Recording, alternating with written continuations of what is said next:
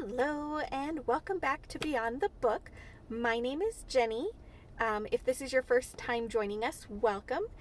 If not, welcome back. As I said in yesterday's video, I am going to try and post these videos every day, meaning we will read a chapter a day of whatever book we are working through. Currently, that book is Anne of Green Gables, written by L.M. Montgomery. So if this is your first time joining us with these videos, if you go all the way back to the very first video, you can start with chapter 1 and you can catch up with us. If you've read the book before and you want to join us right in the middle of the book, that is fine too. If you've never read the book and you want to join in the middle of the book, that is also fine. Hopefully you will find this book as lovely and charming and fun as I have always found it, and as I know so many other readers have found it. So without any further ado, we will go ahead and start where we left off yesterday. So we are on chapter 13, The Delights of Anticipation. "It's time Anne was in to do her sewing," said Marilla, glancing at the clock and then out into the yellow August afternoon, where everything drowsed in the heat. "She stayed playing with Diana more than half an hour more than I gave her leave to. And now she's perched out there on the woodpile, talking to Matthew 19 to the dozen, when she knows perfectly well she ought to be at her work. And of course he's listening to her like a perfect ninny. I never saw such an infatuated man. The more she talks and the odder the things she says, the more he's delighted, evidently. Anne Shirley, you come in right here this minute. Do you hear me?" A series of staccato taps on the west window brought Anne flying in from the yard, eyes shining, cheeks faintly flushed with pink, unbraided hair streaming behind her in a torrent of brightness. "Oh, Marilla!" she exclaimed breathlessly. "There's going to be a Sunday school picnic next week in Mr. Harmon Andrews' field right near the Lake of Shining Waters, and Mrs. Superintendent Bell and Mrs. Rachel Lynde are going to make ice cream. Think of it, Marilla! Ice cream! And, oh, Marilla, can I go to it?" "Just look at the clock, if you please, Anne. What time did I tell you to come in?" 2 o'clock. But, oh, isn't it splendid about the picnic, Marilla? Please, can I go? Oh, I've never been to a picnic. I've dreamt of picnics, but I've never... Yes, I told you to come at 2 o'clock, and it's 2:45. I'd like to know why you didn't obey me, Anne." "Why, I meant to, Marilla, as much as could be, but you have no idea how fascinating Idlewild is. And then, of course, I had to tell Matthew about the picnic. Matthew is such a sympathetic listener. Please, can I go?" "You'll have to learn to resist the fascination of idle whatever you call it. When I tell you to come in at a certain time, I mean that time, and not a half an hour later. And you needn't stop to discourse with sympathetic listeners on your way, either. As for the picnic, of course you can go. You're a Sunday school scholar, and it's not likely I'd refuse to let you go when all the other little girls are going." But, faltered Anne, "Diana says that everybody must take a basket of things to eat. I can't cook, as you know, Marilla, and I don't mind going to a picnic without puffed sleeves so much, but I'd feel terribly humiliated if I had to go without a basket. It's been preying on my mind ever since Diana told me." "Well, it needn't prey any longer. I'll bake you a basket." "Oh, you dear, good Marilla. You are so kind to me. Oh, I am so much obliged to you." Getting through with her O's, Anne cast herself into Marilla's arms and rapturously kissed her sallow cheek. It was the first time in her whole life that childish lips had voluntarily touched Marilla's face. Again, that sudden sensation of startling sweetness thrilled her. She was secretly vastly pleased at Anne's impulsive caress, which was probably the reason why she said brusquely, There, never mind your kissing nonsense. I'd sooner see you doing strictly as you're told. As for cooking, I mean to begin giving you lessons in that some of these days.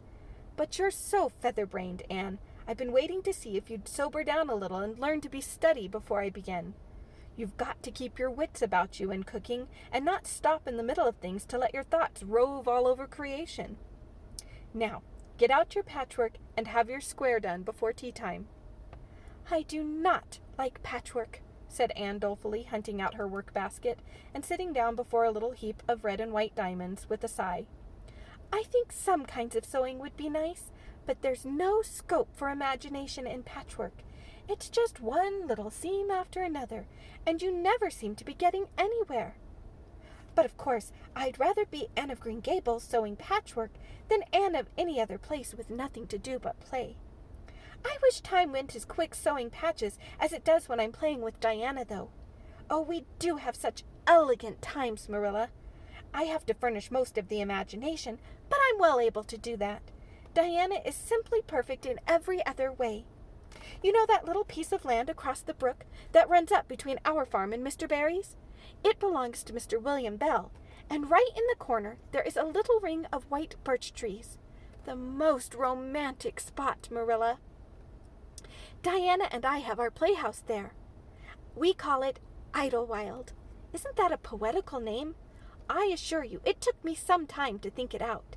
I stayed awake nearly a whole night before I invented it. Then, just as I was dropping off to sleep, it came, like inspiration. Diana was enraptured when she heard it. We have got our house fixed up elegantly. You must come and see it, Marilla, won't you? We have great big stones all covered with moss for seats, and boards from tree to tree for shelves. And we have all our dishes on them. Of course they're all broken, but it's the easiest thing in the world to imagine that they are whole. There's a piece of a plate with a spray of red and yellow ivy on it that is especially beautiful. We keep it in the parlor, and we have the fairy glass there, too. The fairy glass is as lovely as a dream. Diana found it out in the woods behind their chicken house. It's all full of rainbows. Just little young rainbows that haven't grown big yet. And Diana's mother told her it was broken off a hanging lamp they once had. But it's nice to imagine the fairies lost it one night when they had a ball, so we call it the fairy glass. Matthew is going to make us a table. Oh, we have named that little round pool over in Mr. Barry's field Willowmere. I got that name out of the book Diana lent me. That was a thrilling book, Marilla. The heroine had 5 lovers. I'd be satisfied with one, wouldn't you? She was very handsome, and she went through great tribulations. She could faint as easy as anything. I'd love to be able to faint, wouldn't you, Marilla? It's so romantic. But I'm really very healthy for all I'm so thin. I believe I'm getting fatter, though. Don't you think I am? I look at my elbows every morning when I get up to see if any dimples are coming. Diana is having a new dress made with elbow sleeves. She is going to wear it to the picnic. Oh, I do hope it will be fine next Wednesday. I don't feel that I could endure the disappointment if anything happened to prevent me from getting to the picnic. I suppose I'd live through it, but I'm certain it would be a lifelong sorrow. It wouldn't matter if I got to 100 picnics in after years. They wouldn't make up for missing this one. They're going to have boats on the Lake of Shining Waters, and ice cream, as I told you. I never tasted ice cream. Diana tried to explain what it was like, but I guess ice cream is one of those things that are beyond imagination. Anne, you have talked even on for 10 minutes by the clock, said Marilla. Now, just for curiosity's sake, see if you can hold your tongue for the same length of time. Anne held her tongue as desired, but for the rest of the week she talked picnic and thought picnic and dreamed picnic. On Saturday it rained, and she worked herself up into such a frantic state lest it should keep on raining until and over Wednesday that Marilla made her sew an extra patchwork square by way of steadying her nerves. On Sunday, Anne confided to Marilla on the way home from church that she grew actually cold all over with excitement when the minister announced the picnic from the pulpit. Such a thrill as went up and down my back, Marilla. I don't think I'd ever really believed until then that there was honestly going to be a picnic. I couldn't help fearing I'd only imagined it. But when a minister says a thing in the pulpit, you just have to believe it. You set your heart too much on things, Anne, said Marilla with a sigh. I'm afraid there'll be a great many disappointments in store for you through life. Oh, Marilla, looking forward to things is half the pleasure of them, exclaimed Anne. You mightn't get in the things themselves, but nothing can prevent you from having the fun of looking forward to them. Mrs. Lynde says, Blessed are they who expect nothing, for they shall not be disappointed. But I think it would be worse to expect nothing than to be disappointed. Marilla wore her amethyst brooch to church that day, as usual. Marilla always wore her amethyst brooch to church. She would have thought it rather sacrilegious to leave it off, as bad as forgetting her Bible or her collection dime. That amethyst brooch was Marilla's most treasured possession. A seafaring uncle had given it to her mother, who in turn had bequeathed it to Marilla. It was an old-fashioned oval containing a braid of her mother's hair, surrounded by a border of very fine amethysts.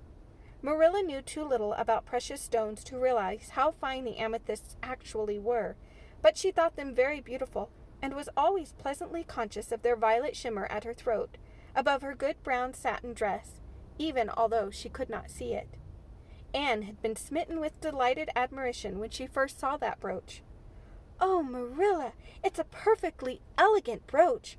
I don't know how you can pay attention to the sermon or the prayers when you have it on. I couldn't. I know. I think amethysts are just sweet. They are what I used to think diamonds were like. Long ago, before I had ever seen a diamond, I read about them, and I tried to imagine what they would be like. I thought they would be lovely, glimmering purple stones. When I saw a real diamond in a lady's ring one day, I was so disappointed I cried. Of course, it was very lovely, but it wasn't my idea of a diamond. Will you let me hold the brooch for 1 minute, Marilla? Do you think amethysts can be the souls of good violets?" And that is where we will leave off for today. So I look forward to seeing you guys tomorrow when we will read chapter 14, Anne's Confession. Have a good night.